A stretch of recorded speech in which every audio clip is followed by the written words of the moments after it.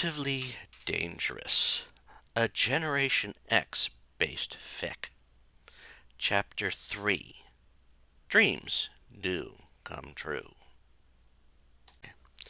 M-Plate sat in his central chamber patiently waiting. While he had gotten some information about a new mutant coming to the Xavier school today, he was not going to go after them this time. His goal was to reclaim Yvette and the young man that had become her boyfriend, Richard Cale. The only hitch in his plan to capture them was where they would be when they go to fetch the new student.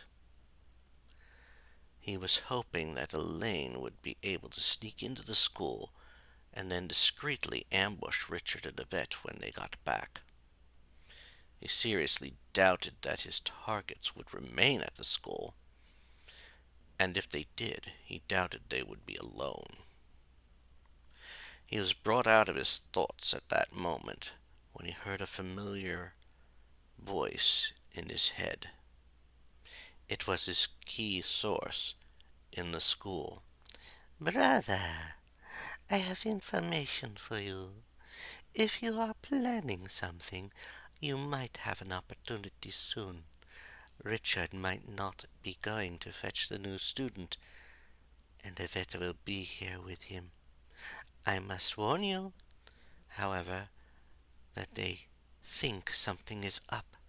Richard has some sort of dream, and I have no doubt they won't leave them alone. He didn't respond, but it told him a lot. For some reason he felt Richard was a bit familiar to him, even though he was certain he never met the young man before.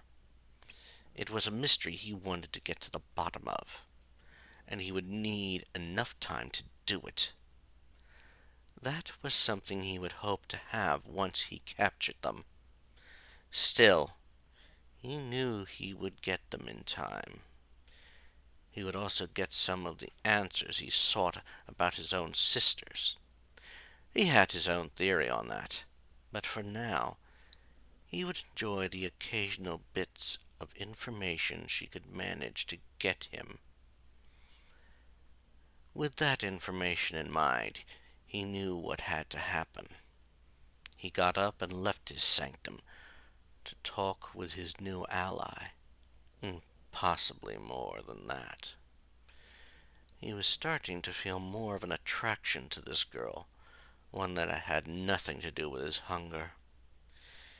It could be very well that he was forming the same kind of bond with her as Yvette had formed with Richard Cale.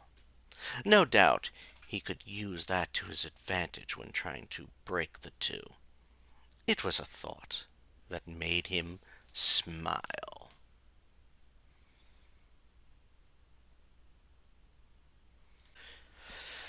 Elaine was looking out one of the windows of the lighthouse.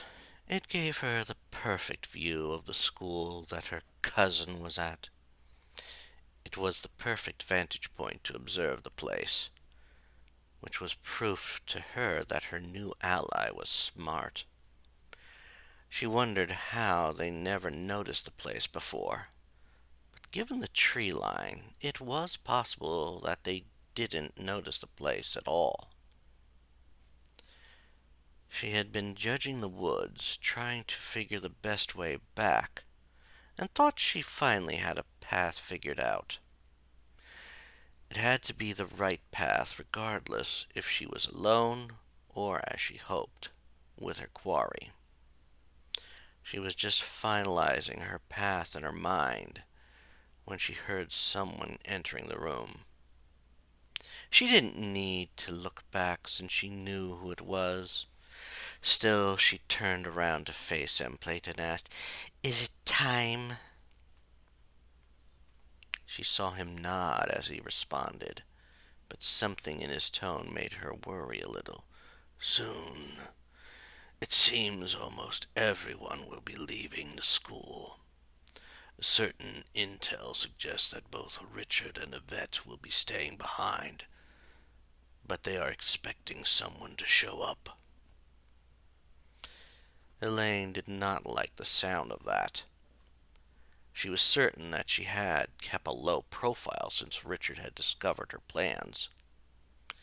There could be no way that he knew she was nearby, or even plotting to attack. Still, she had to ask, "What exactly do you mean? That they are expecting someone to show up?" She watched him as he responded, and he didn't look worried about what he was saying. It appears that Richard has some sort of precognitive power when it comes to his dreams. They expect an attack and plan not to leave the two alone. No doubt one of the others will be staying with them. Will that be a problem? She had heard no threat in the question, and thought about what he just said. When using her powers, she had to make sure of how large the group was she planned to be in. Larger groups usually meant she had to use her powers more for stealth. Smaller numbers meant she could use her powers more as an attack. She also had to take the power into account, but she could determine that on the fly. She crossed her arms in front of her and responded, "One extra person isn't a problem. I can handle them solo. And then capture the lovebirds." She then adjusted her stance as a question popped into her mind. "I've been wondering, however, what makes the girl so special?" Elaine watched as Emplate tried looking elsewhere for a moment, as if what he was about to say pained him a bit. Finally, he responded to her question. Yvette had been one of my captives, and a bit of a thrall. I believe her own powers include a healing factor. When she was just a food source, she lasted so much longer than most other captives. If an opportunity had arisen, I would have traded one mutant, or even information they needed to get her back." She nodded, fully understanding the importance of this Yvette girl. Then an evil thought crossed her mind. "And now you'd have the extra bonus of forcing Richard to watch her suffer. It would be torture for both of them." She watched as he nodded in agreement to that. She returned her gaze to the window and said, "Travel time to the place will be a trick. Do you have a way to shorten the trip?" "I already have a way to fox the cameras." He nodded and said, "We leave now. I will keep you out of sync with the world, allowing us to pass through some things. Once we get to the school, we will phase back in with reality, and you can get onto the school grounds." She nodded and followed him as he left the room. As they started down to the door, she said, "Good. I should be able to get them, and even bring them here without being seen. Any other advice?" She wasn't surprised when he responded to the question. "Keep my involvement out of this at the moment. While I'm certain Generation X will figure it out at some point, they could be misdirected if Richard has already told them about you." She nodded and took his hand as they reached the door. "Knowing Richard, he might not have said anything. He always seemed to keep things to himself unless he trusted people." With those last words, she stopped speaking as everything changed. The world around them looked different. She could still see the world around them, but it seemed a bit gray. Also, There were hands reaching out as if trying to grab them, or more specifically, M-plate. Soon enough she saw that they had reached the school. As they had, she saw everything return to normal, and she released M-plate's hand. She then moved forward, wrapping her aura around her, using it to hide her from view. As she did that, she heard M-plate say, "Very handy trick. Once you capture them, bring them north of the school to where the lighthouse is." She didn't respond, keeping focused on her powers so she could get into the school grounds.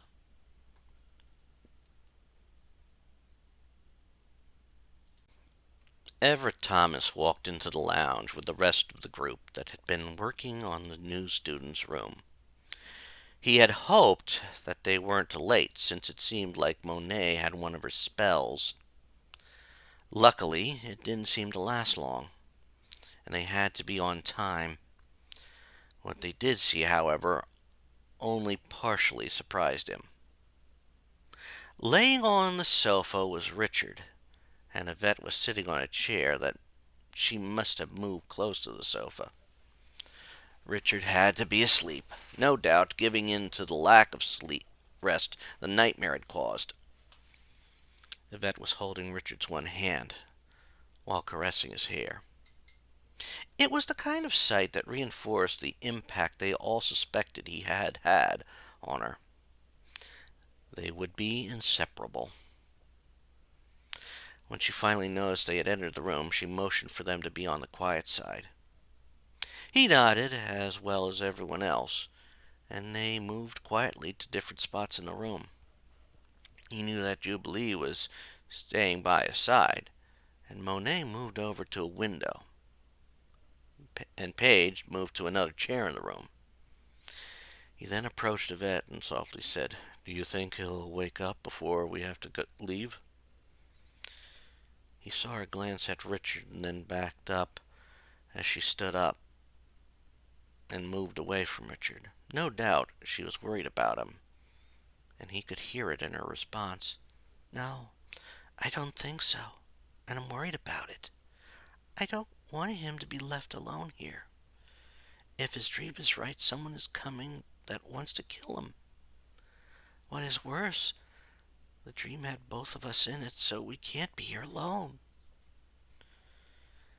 It was obvious to him that she was starting to get upset about it. In fact, she was starting to cry about it. Even worse, her skin was starting to take on the red hue, signaling that she was starting to tense up. He was thankful when Jubilee spoke up. "Penny, don't worry. If you stay behind, one of us will remain to help you." Again, Jubilee knew exactly what to say, as it relaxed Yvette.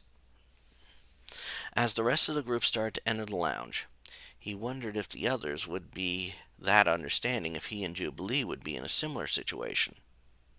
He was certain that the guys would have his back. In fact, he noticed Angelo was walking over to him, glancing over at Richard as he spoke. "He finally gave in to sleep? He was looking a bit drug out in the grotto." Everett nodded as everyone else found a spot in the room, and said to his friend, "Yeah." Then he fully caught what Angelo had said. "Where was he in the grotto when you guys saw him?" He saw a slight worried look on his friend's face, and he was certain he wasn't going to like the answer. "He had been in the treehouse. Jono got a bit too close, and, well, you know." Everett lowered his head, already figuring out what had happened. No doubt, when Richard's power kicked in, it caused a good deal of damage to it. He sighed and looked at Angelo. "So we are putting it together after we get the new girl?" He saw Angelo nod, and hoped they could get it back together before the kids got back. He could just imagine how upset they might be to see their favorite place destroyed. After a few moments, he saw Emma and Sean entering the room. Both of them looked over at the sofa, and he could tell they were worried about Richard still being asleep. He watched as Sean turned to Yvette and asked, Do you think. Do you want to try and wake him, lass? Yvette watched as she looked back at Richard and then shook her head. He had a feeling that Yvette didn't want to wake him since Richard probably needed the sleep. He could also tell that neither Sean nor Emma were happy about that response. But they weren't angry about it either. Most likely they were frustrated by the situation it put them in. After a moment, Sean calmly said, I had a feeling. I also bet you want to stay behind with him.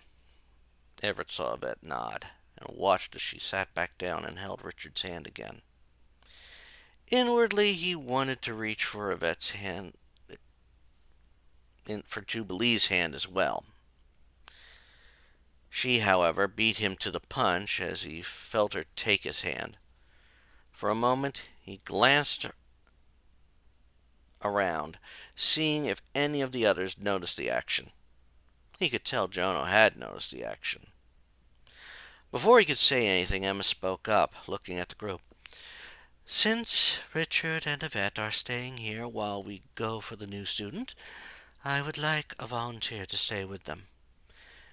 If Richard's dream is to be believed, the attacker comes when they are here by themselves.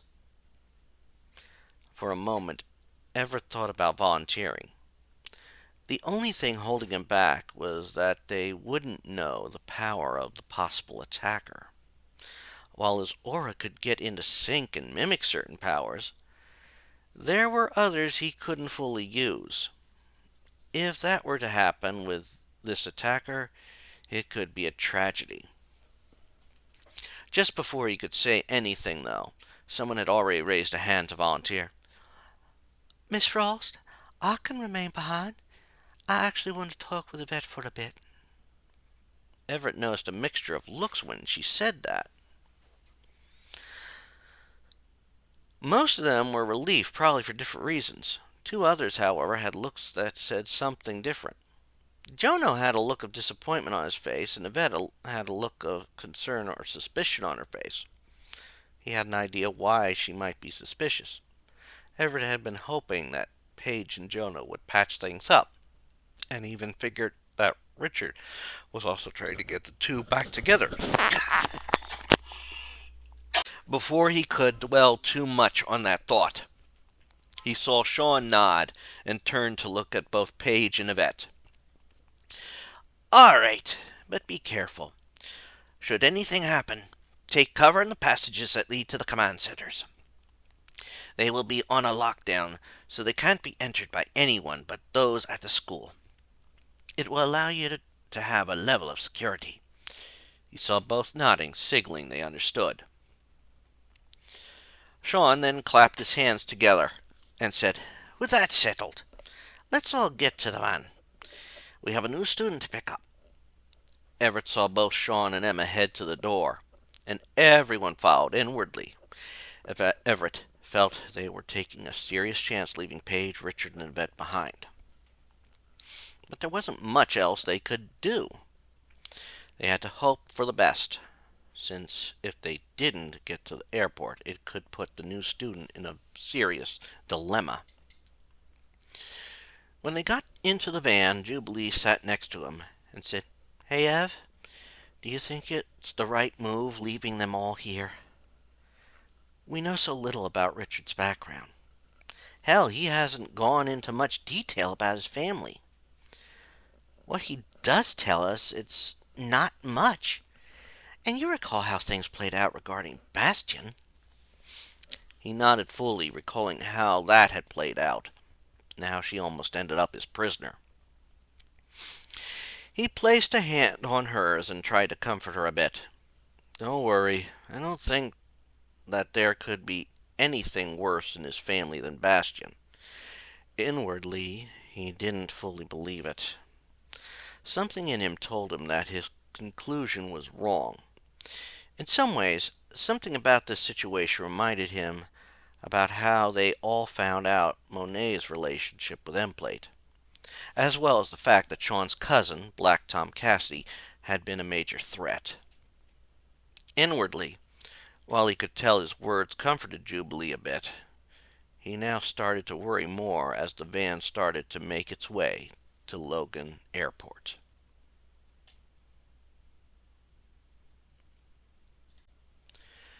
Paige looked out the lounge window as the van left the school gates. She had noticed that Jonathan had looked hurt when she volunteered to stay behind. While she was still hurt by what he had done back at Thanksgiving, she couldn't remain angry at him. She had realized she still cared about him. She also recognized some of Richard's interest in her life as attempts to patch things up between her and Jono. She would admit to herself that in her anger at Jono, she mistook Richard's interests as a possible love interest. The only thing that kept her from fully acting on that was the fact that Yvette loved Richard. She didn't want to hurt Yvette, and she could really tell that Richard loved Yvette. She didn't want to ruin that. In fact, part of her reason for wanting to stay behind with them was so she could explain that to Yvette. She could tell from some of Yvette's reactions to her as of late was that of a threat to the relationship. She looked back at Yvette, who had gone back to holding Richard's hand while he slept. She noticed that something didn't fully seem right, since he seemed to be tossing and turning. She also noticed that Yvette's eyes were glowing a bit. No doubt Yvette was trying to wake Richard using the mental link they seemed to share when he had her powers. Rather than startle Yvette at this moment, she quietly waited, hoping that Yvette would notice her. After a moment, she saw Yvette look at her. No doubt Yvette wasn't unaware of what was going on in the real world. Paige could also tell that Yvette was a little bit concerned about her presence. There was almost a tone in her voice when she spoke. "Paige, I do appreciate that you want to help, but what in the world do you want to talk to me about?" Paige knew she had to clear things up. She pulled a chair over and sat down, facing Yvette. She also made sure that how she sat in the chair didn't appear threatening. "First off, I know that I've been probably giving off signals that I might be interested in Richard." She paused for a moment. Lately, she'd been managing to shed her southern accent, possibly due to being at the school. Being nervous like this tended to bring it back into her normal speech. During her pause, Yvette had managed to respond to that statement with a little edge in her voice. "I have managed to notice that. I can tell you for certain that he's not interested in you in that way." Paige nodded in agreement, and she saw Yvette's eyes go a little wide with that action. "I know. My anger at Jono had me misinterpret his interactions with me. I know he's been trying to encourage me to get back with Jono. It's actually something I plan to do once they get back. I just hope I have the chance to do so." For a moment she started to fear that somehow the new student would find Jono as captivating as she did. She noticed a smile had crossed Yvette's face at that moment. Yvette then took her free hand and held Paige's. Paige didn't react to it in a negative way, since she saw the smile on Yvette's face was also in the girl's blue eyes. "Paige, even when I didn't talk, I could tell you two would make a nice couple. Sometimes the loudest things we communicate are the things we don't physically say. The love you two seemed to have for each other was there. I could tell it in your actions." Those words comforted Paige a bit more and bolstered her own confidence. Once everyone got back, she was going to patch things up with Jono. She could forgive him for his outburst at Thanksgiving. She got up and put the chair back. As she did so, she decided to try and find out more about what to expect should an attack come. "Yvette, before Richard fell asleep, did he tell you anything about who this attacker might be?" She watched as Yvette looked thoughtful for a moment. She had a feeling why that was. If Richard had told her anything, it was probably in private, and they might have agreed that whatever information was given would be best coming from him. It might be possible that he had told her enough that she could relay some information to Sean and Emma, but the main details would have to be filled in by Richard. Before Yvette could give an answer, there was a loud crash that shattered the quiet of the building. It startled the both of them, and Yvette had already started to activate her powers, at least in part. Her red hair was starting to spike, and her hands almost became claws. But the most pronounced thing that Paige saw was that Yvette's eyes became a pure blue. Paige, when she heard the sound, made sure her attention was on the background noise. Yvette managed to ask the key question without the stutter that signaled she was about to fully tense up. "What was that?" Paige already had an idea on what it was. "No doubt it's our mystery attacker." She grabbed at her skin and started ripping it off. To any not used to the sight, it was disgusting. Some would even think it was visions of horror movies coming to life, or someone going completely insane. Even some used to the sight thought it was disgusting. To Paige, living on a farm and having husked her fair share of corn, her ability didn't disgust her at all. She had also come to grips with how to control her power, and as she ripped off her skin, as well as clothes, she revealed a body coated in smooth iron. She looked over at Yvette, and to Yvette's credit, she wasn't freaked out by this new form. "Penance, wake skits, and get into the secret passages. I'm going to check out what happened." She watched as the redhead nodded, her blue eyes glowing as she turned back to the sleeping form. If anyone knew how to move around the school undetected, it was Penance. Paige quickly and quietly left the lounge. While the sound of the crash echoed through the building, there was only one room it could have come from. Paige made her way toward the entry hall, trying to remain light-footed. That was tricky since the iron made a sound when touching the floors. She needed to learn some better control over her powers. There had to be a way to only change part of her body. As she reached the entry hall, she was shocked to see the front doors on the opposite wall. Whoever this mysterious attacker was, they had a good deal of power to do that. Paige hoped her iron skin would protect her from whatever this threat could do. She did keep her eye peeled for where the threat was. While the doors had been knocked out of the doorframe, there didn't seem to be any sign that the attacker had entered the building. As she neared the door, however, she did notice something. For the briefest of moments, it looked like there was something humanoid shimmered like a heat haze. It was enough to make her pause and try to focus on it. It was then she realized her mistake, as at that moment something hit her, sending her flying into the very wall the door had apparently crashed into. She fell to the floor but quickly got back to her feet. As she did so, she saw the figure of a girl, most likely in her late teens, appear in the doorway. Like her, this girl had blonde hair, but that was the end of the similarities. This girl wore a mix of casual clothes and clothes that said hooligan. She also had a bit of a sneer on her face. Paige also noticed that the girl was relaxing her fist, but it didn't fully explain how the girl hit her. The girl, however, sounded a bit cocky as she said, "Wow, I was hoping for a challenge once I got here, not an iron doll wimp." Paige quickly made two fists, determined not to be taken by surprise by this girl's powers again. "You just caught me off guard.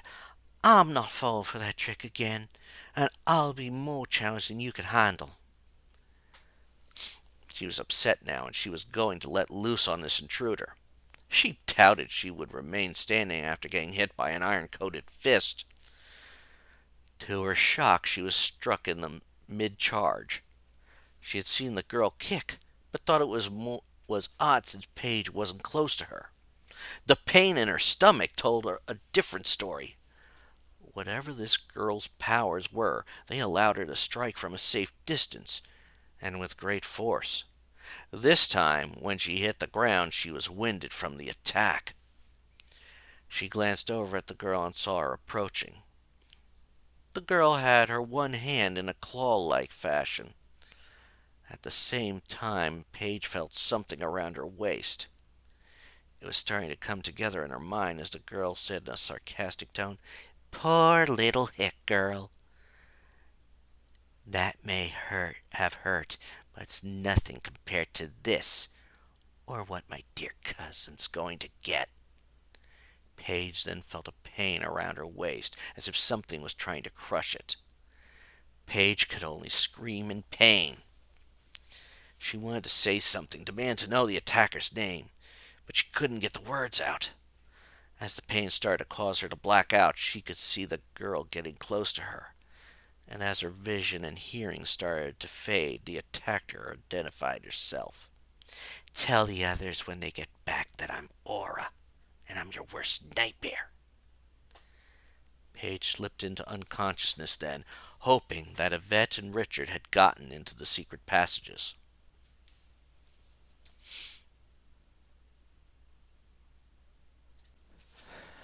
Richard awoke with Yvette shaking and screaming at him.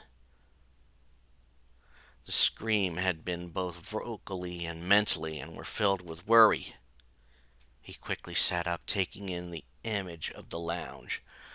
No one other than them were in the room, and instantly he started to worry. His nightmare was starting to come true. He looked at Yvette, and for a moment she appeared to calm down, but not by much. Her usually flowing red hair had taken on their spiky appearance from when her powers were active. Her eyes were almost a pure blue, and her skin was just starting to take on the red color it had when her powers were fully active. This prompted him to ask the question he feared he already knew the answer to. "Yvette, what's wrong? Where's everybody?" He saw Yvette glance over at the door as she answered.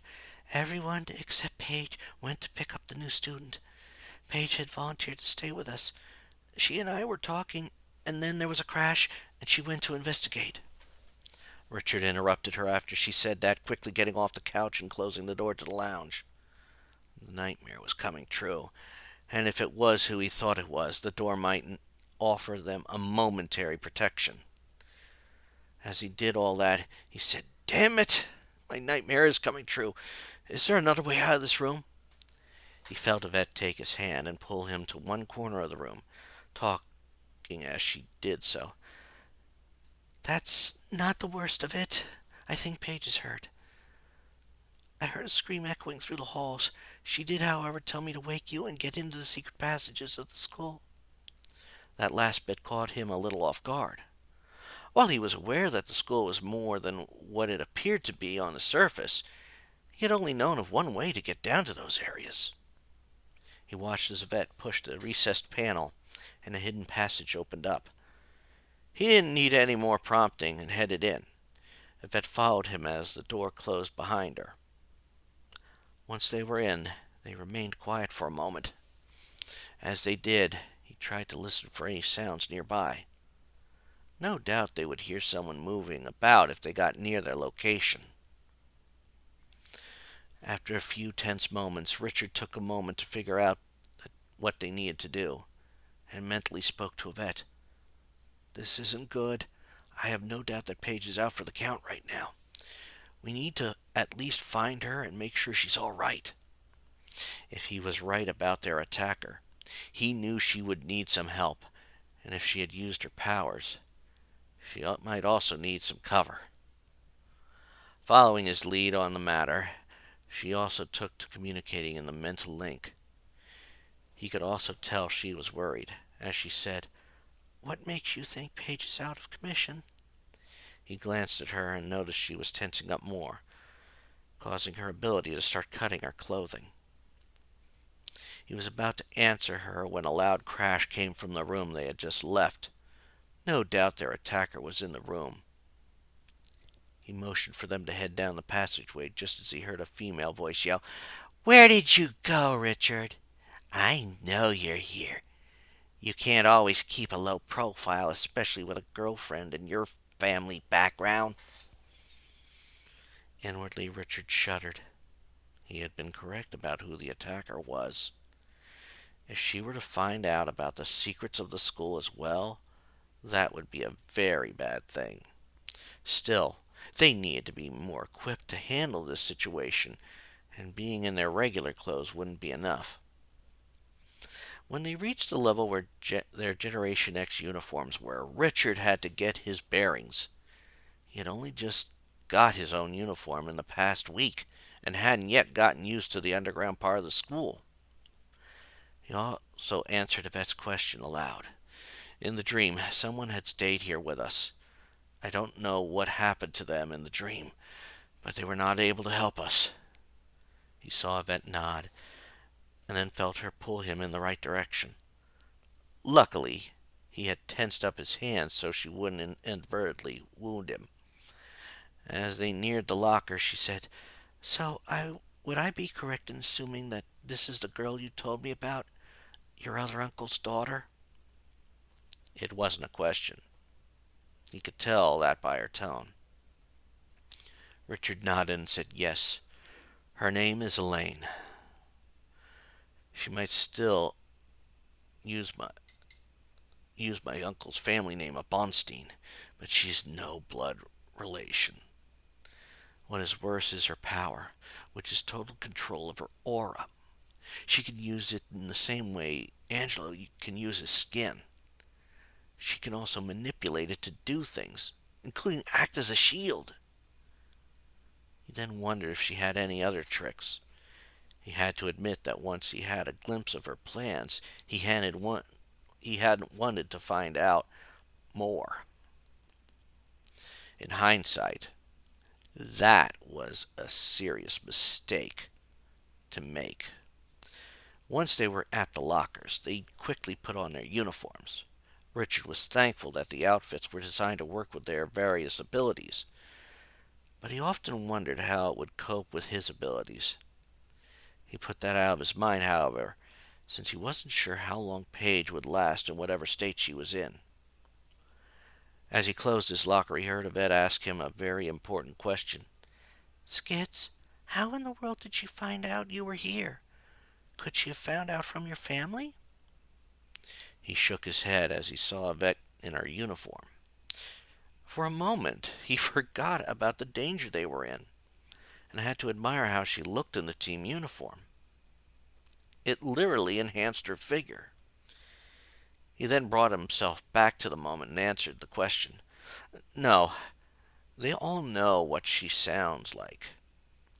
I think we both know who was the one to inform her where I am."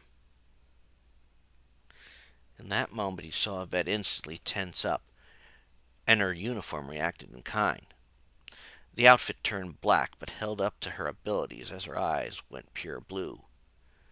He also heard her respond to the statement in the mental link. "M-plate. Well, we better make sure she fails." He had to agree with that thought. He tried again to get his bearings, which was more difficult under the school. There were no windows, so he had to rely on a mental map of the building they were in. After a moment, he started to head in a direction, and to his relief, Yvette didn't stop him. As he moved, he spoke to her in the mental link. "All right, Penance. Our first goal is to get to Husk and make sure she's either covered up or, better yet, brought to the med center." With that, they rushed in what had to be the right direction to the entry hall of the building they had come from.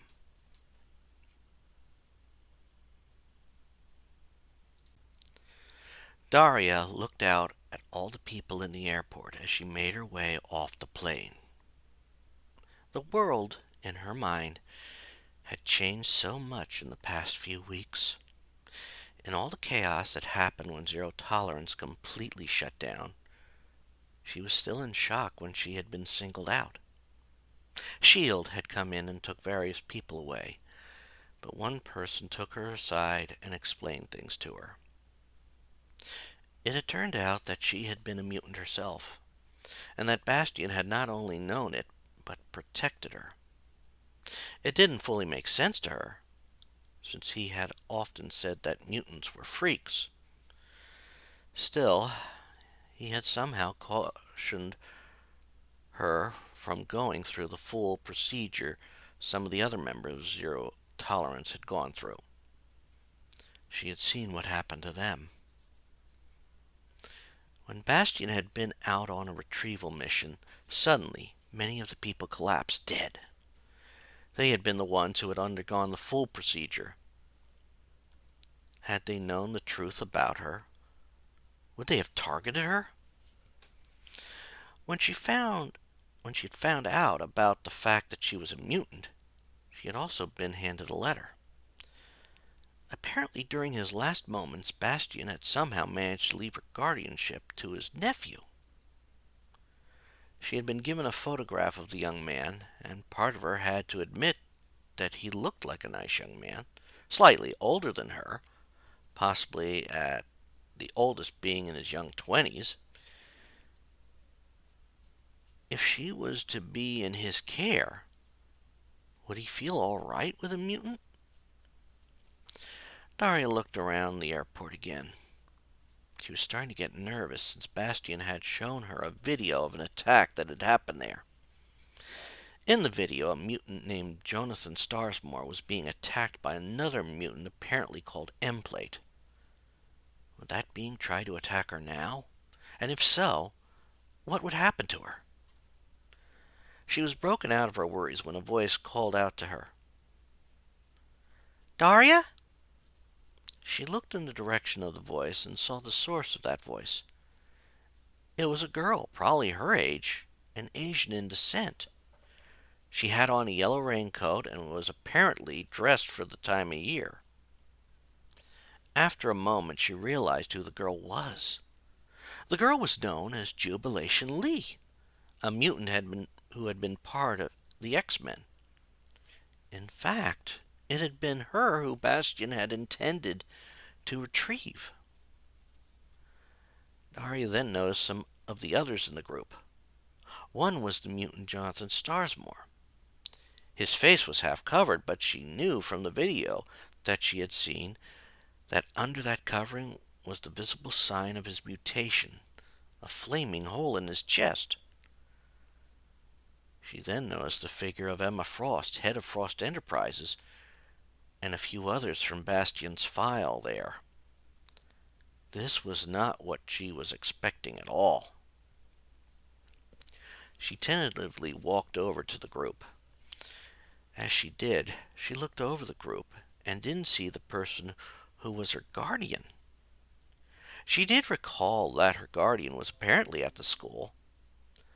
Was it a school for mutants? It would make sense, especially with both Jubilation Lee and Jonathan Starsmore there.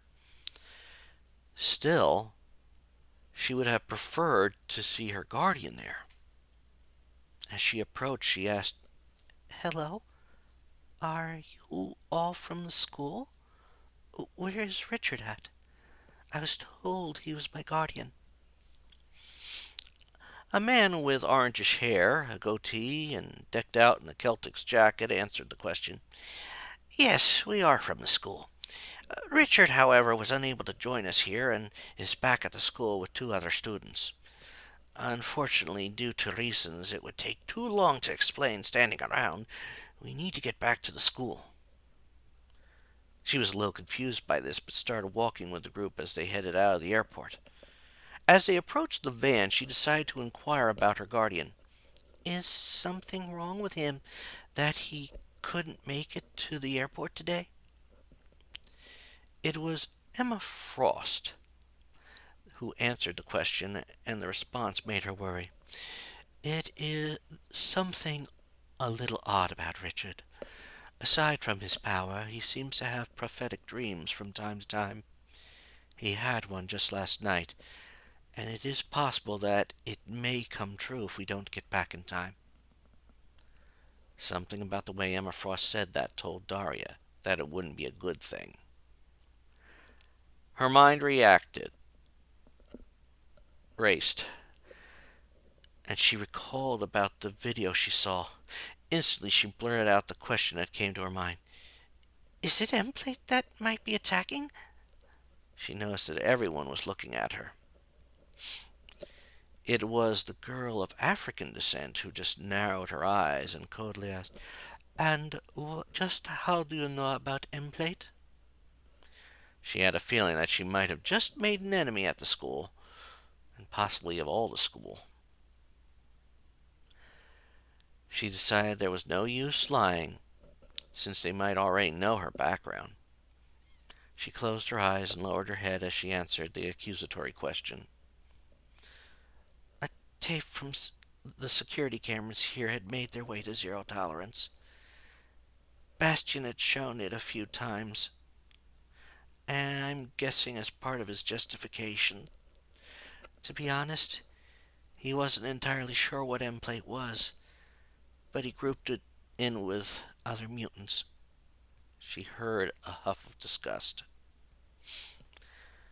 After a moment, she heard the Asian girl from earlier speak. You have to forgive Monet. She can be a bit touchy about family. This statement made her look up, and even raised some questions in her mind. It had obviously caught the attention of the African girl, as she was now looking at Jubilation and said, Jubilee, I don't think that this is the time or the place that particular topic should be discussed. Daria found that statement to be wrong on a key level.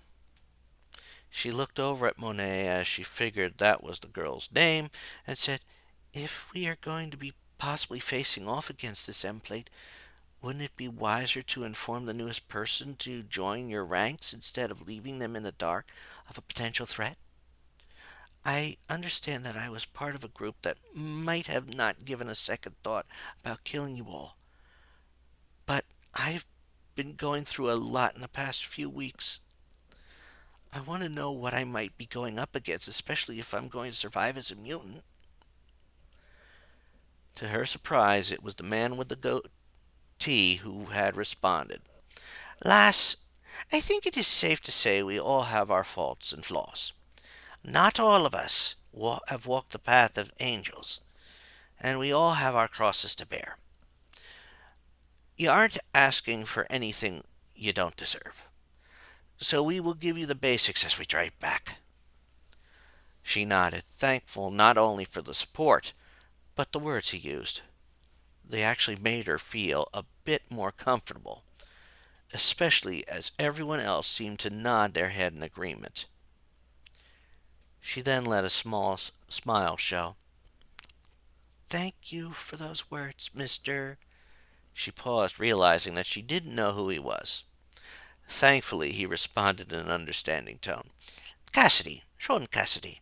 If you wish, you can call me Sean. I try to be less formal than Emma. We will also introduce ourselves to you on the way to the school. I wouldn't be surprised, though, if you knew a bit about a few of us. He had a slightly mischievous tone in his voice when he said that last part, as if he was trying to lighten the mood. Daria just hoped it had been interpreted by the students in that way. She also hoped the trip wouldn't be a long one.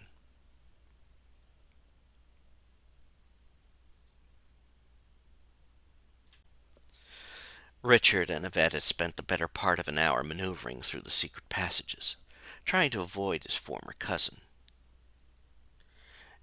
Every time they opened a door, they listened for a few moments.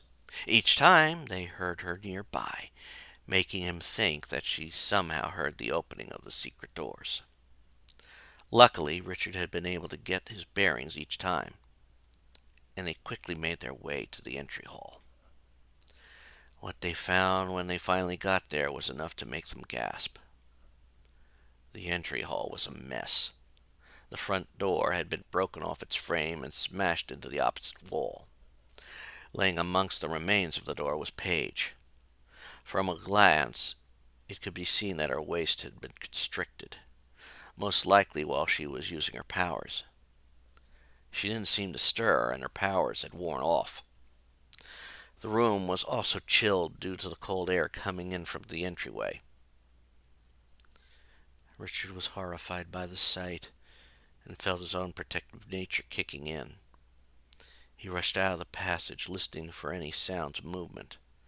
Thankfully, he didn't hear any, except from Yvette as she followed him. His first move was to get one of the curtains down. As he did that, he heard Yvette in their mental link say, "You were right. Husk isn't in good shape." Once the curtains were down, he led the way over to Paige. "I know. I just hope she's still breathing." As they got near her, he could see that she was. He breathed a quiet sigh of relief. "Come on, let's first cover her up. That cold air might not be good for her." With Vet's help, he got the curtain over her, as well as tucked around her. He also figured that Paige would prefer not being naked when the new student arrived. Richard knew he would feel embarrassed if he were found naked. Once they were done, he heard Yvette in the mind link again.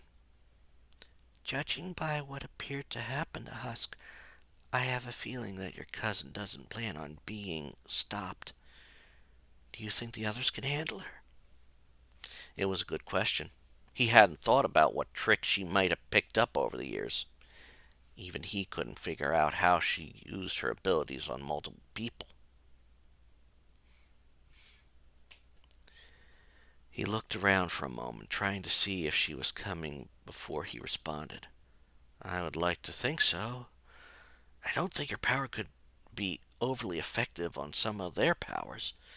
Still, it might be best if we get back into the underground part of the school."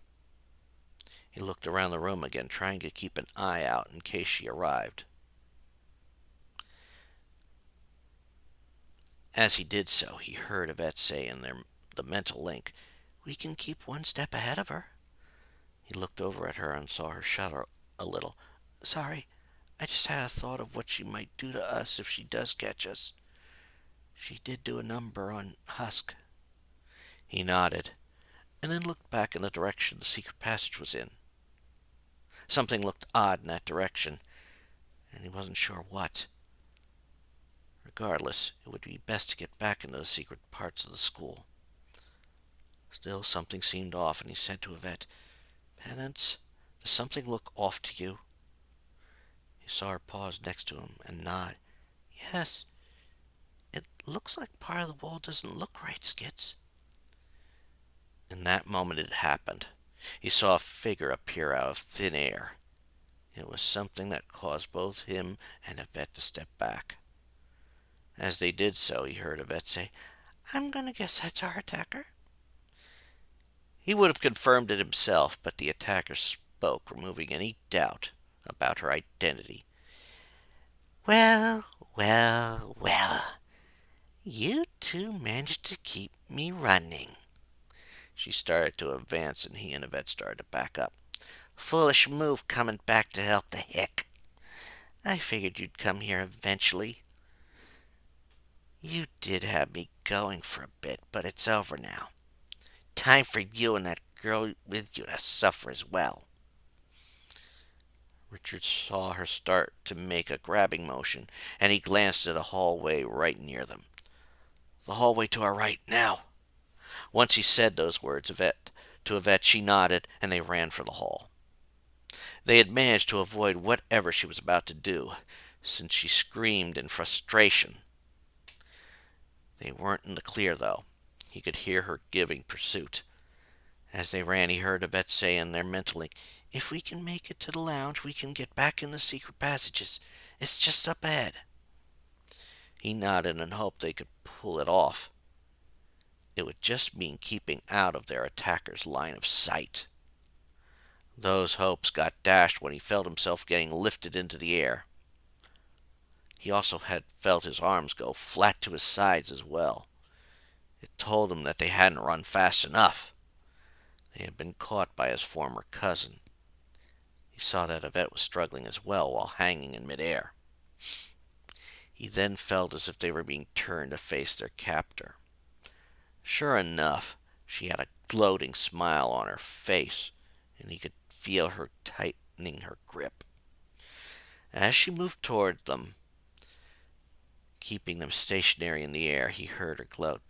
You know, I had always wondered how you found out about my ability. I never knew you had that kind of mutant ability. I always thought you had read my mind. He felt her tighten her proverbial grip more as she said, Now I know the truth. Richard gasped for air and tried not to cry out in pain. It was starting to get hard to focus, but he could see that Yvette looked like she was in emotional pain.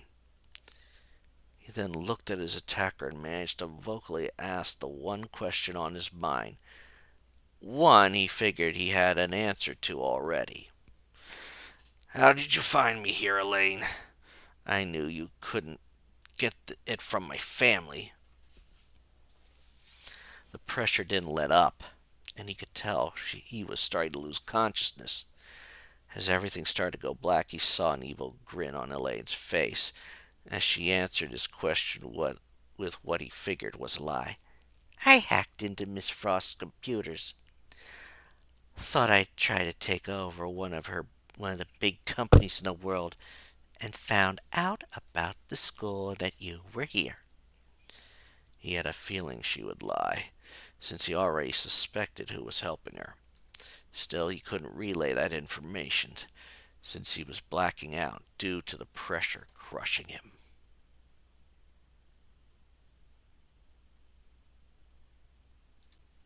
Yvette gasped for breath and was horrified that Richard had passed out. He had been the one who helped her make her who she was.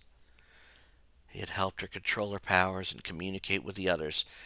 Now he was hanging in the air unconscious.